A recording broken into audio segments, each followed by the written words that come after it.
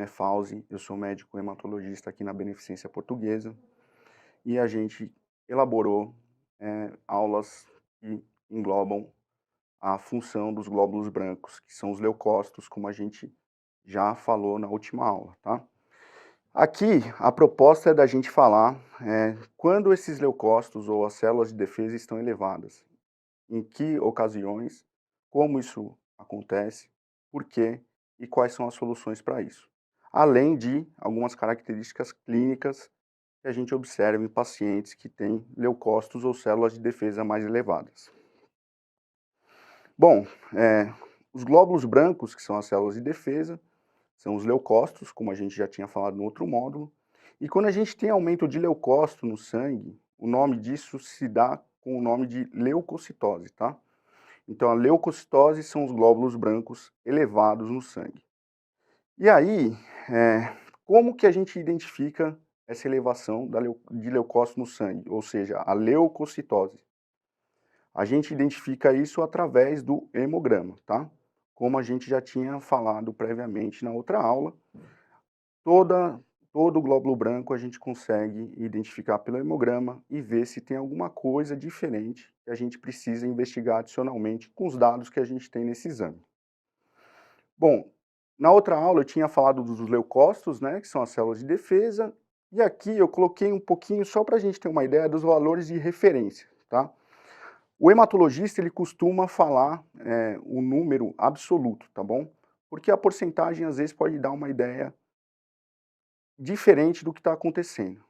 Por exemplo, um paciente que tem 1000 leucócitos totais, e você coloca que ele tem 90% de neutrófilos, ele não está com neutrófilo baixo. Mas se você for ver o número absoluto de 1000 leucócitos totais, ele pode ter os neutrófilos em 100, por exemplo. E isso caracteriza um leucócito, um neutrófilo abaixo do normal, tá? Ou se você tem um neutrófilo acima do normal com uma porcentagem diferente, pode falsear essa percepção no exame, tá? Então aqui, os leucócitos totais, eu separei entre masculino e feminino, mas aí o valor superior da normalidade entre homens e mulheres é em torno de 8.000, tá? Os neutrófilos ficam ali em torno de 5.000, no limite superior. Os eosinófilos, que participam da resposta alérgica, como a gente falou na outra aula, e na infecção de alguns parasitas, eles ficam em torno de 420, 400, no limite superior da normalidade, tá? Os basófilos, eles ficam em torno de 80, é uma célula mais rara da gente ver no sangue periférico. Mesmo no hemograma, às vezes a gente vê muito hemograma que está lá com 0 basófilos, isso é uma coisa normal, e quando vem muito aumentado, isso dá uma pista para a gente da hematologia a prosseguir a investigação de algumas doenças específicas.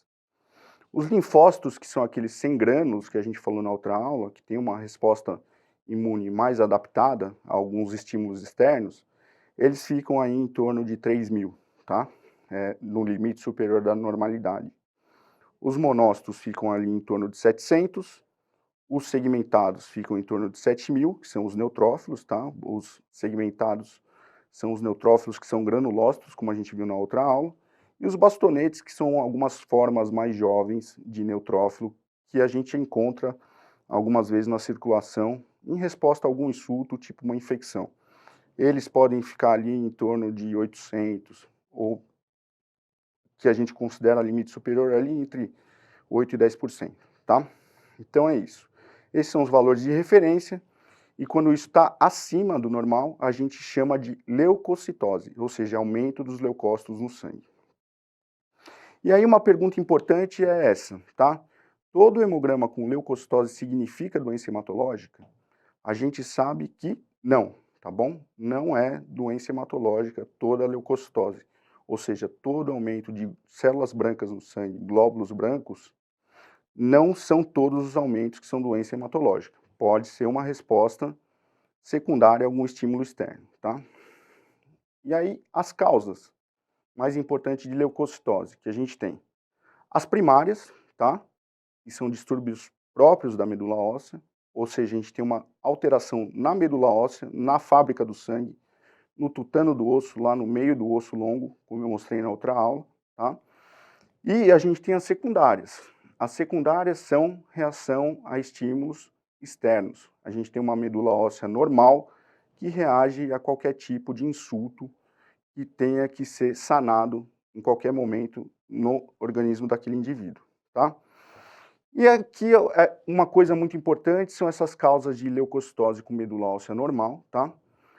Muitas vezes a gente recebe solicitação de parecer de outros médicos para avaliar a leucocitose no sangue para ver se não tem nada de diferente, tá?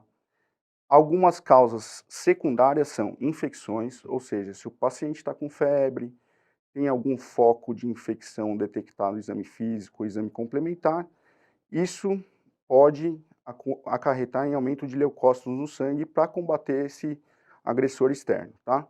Inflamação também pode aumentar leucócitos, como nas queimaduras, por exemplo, na artrite, que é uma doença inflamatória, né?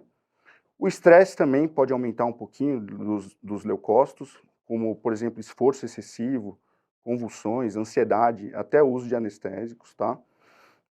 Drogas são comumente implicadas na elevação de glóbulos brancos, como, por exemplo, nos corticoides, tá? Às vezes a gente recebe solicitação de avaliação, chega no paciente, o paciente está recebendo corticoide em dose alta, e isso pode aumentar o número de leucócitos no sangue, ou seja, fazer uma leucocitose.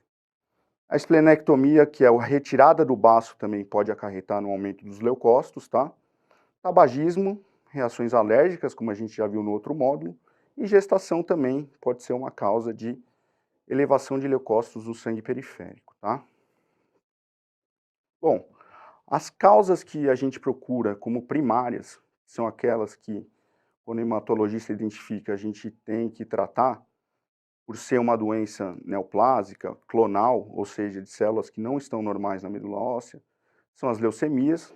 Das leucemias, a gente tem aí a mieloide aguda, que é desencadeada por uma produção excessiva de granulócitos, diferentes do normal. Mieloide crônica, que também segue o mesmo mecanismo.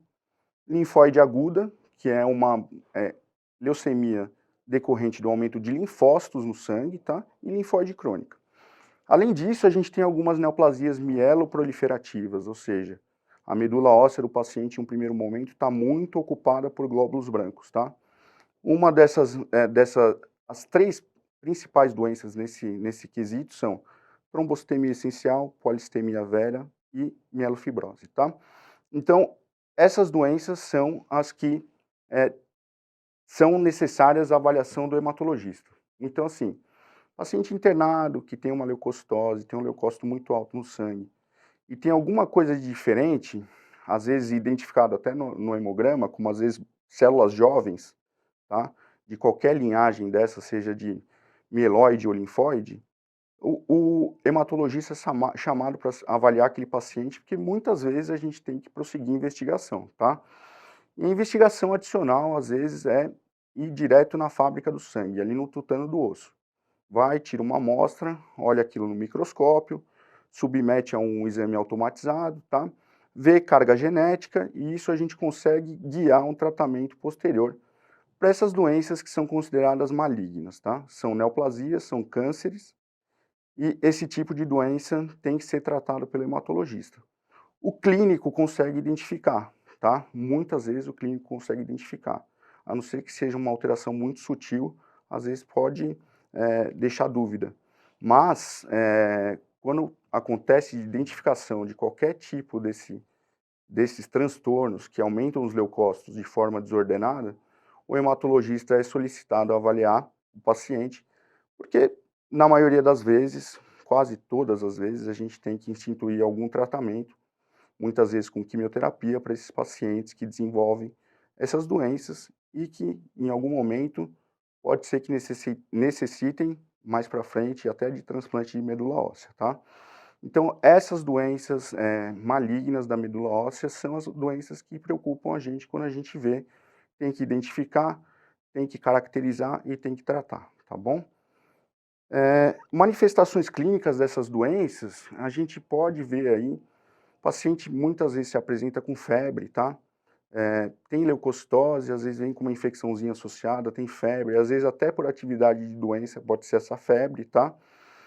Pode ter fadiga e astenia quando o paciente tem uma anemia associada ou até mesmo pela doença de base. Dor, às vezes o paciente relata dor óssea quando tem algum transtorno próprio da medula, ou seja, doença primária, tá? Sudorese noturna, perda de peso, rash cutâneo, que é aquela vermelhidão na pele, tá? Pode acontecer. Esplenomegalia, aumento do baço. No exame físico, a gente também pode palpar linfonodo, que são aquelas ínguazinhas que se formam quando a gente tem alguma infecção. Mais comumente o pessoal conhece por resposta a infecções, tá? Então essas manifestações são as mais prevalentes aí nos pacientes que têm alguma doença hematológica própria ou doença primária da medula, tá? Então, a leucocitose é uma alteração importante no hemograma. O aumento dos leucócitos direciona a gente para a investigação de causas primárias e secundárias de transtornos da medula próprio ou resposta da medula a alguma agressão externa, tá? A gente sempre atenta para a manifestação clínica, tá? O médico generalista muitas vezes consegue detectar alguma alteração no hemograma e direciona esse paciente para o hematologista.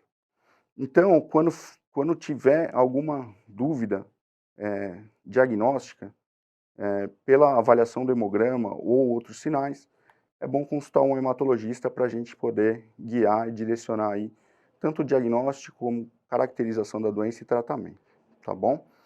Então, essa foi a parte de aumento dos glóbulos brancos, tá? A leucocitose. Vou ficando por aqui, agradeço a oportunidade e até a próxima.